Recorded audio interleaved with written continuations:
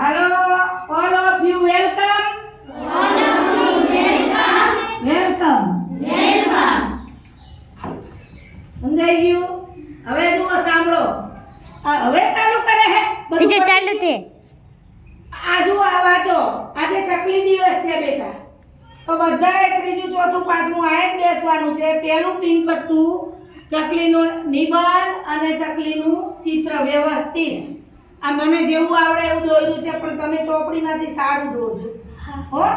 અને કદાચ હમણાં જિજ્ઞાસા બેન આવે તો હું કહું છું ત્રીજાને ચાલુ કરી દઈએ અને ચોથાને ટીચર નથી ચાલતી ટીવી કાલથી ઓલું થઈ ગયું પાંચમાં બેજો.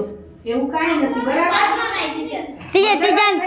ત્રીજામાં થાલે આપણી ચોપડી છે જ સીધો. હો ને?